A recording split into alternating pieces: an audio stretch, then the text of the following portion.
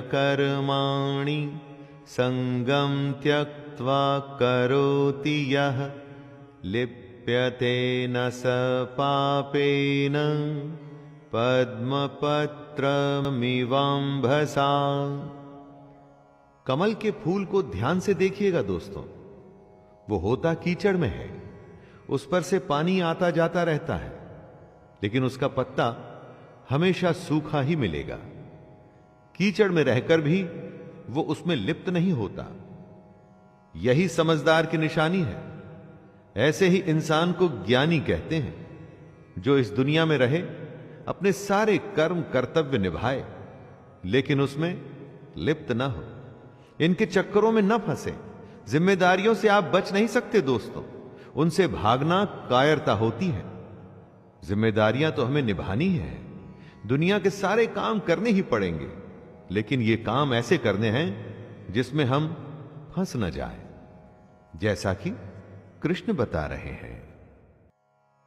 कायेन मनसा बुद्धया केवलैरिन्द्रियैरपि योगिनः कर्म कुर्वन्ति संगत्यक्त्वात्मशुद्धये। कर्मयोगी आखिर क्या होते हैं, जरा उन्हें समझने की कोशिश कीजिए दोस्तों। योगी अपने शरीर, मन, बुद्धि या इंद्रियों से कर्म करते हैं, लेकिन अपने अंदर से वो भगवान को समर्पित करते रहते हैं। बाहर से देख के ऐसा लगता है कि ये तो सब कुछ हमारे जैसे ही कर रहे हैं, हमारे जैसे ही परिवार हैं, नौकर हैं, नौकरी हैं, सब कुछ तो नॉर्मल है। लेकिन ऐसा सिर्फ दिखता है। योगी अंदर से एकदम शांत और गंभीर होता है, क्योंकि वो अंदर की आत्मा और परमात्मा का संबंध जान चुका है। इसके बावजूद वो सारे कर्म करता है। युक्तः कर्म फलं त्यक्त्वा शान्तिमाप्नोति नैष्ठिकीम् अयुक्तः कामकारेण फले सक्तो निबध्यते।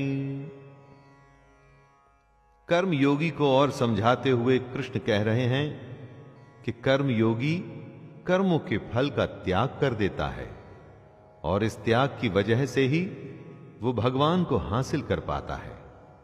और वहीं दूसरी तरफ जो कर्म योगी नहीं है, जैसे कि हम में से ज्यादातर लोग, हमारे जैसे लोग कर्म के फल की ही इच्छा करते हैं और बस इसीलिए उसमें बंधे चले जाते हैं और कभी भी इस दुनिया के झमेलों से छूट ही नहीं पाते। देखा जाए तो दोस्तों एक बहुत छोटा सा फर्क है इसमें। कर्म दोनों कर रहे हैं, बस फल से एक का लेना देना नहीं है और एक का बिल्कुल है। लेकिन इस छोटे से फर्क का नतीजा बहुत बड़ा होता है।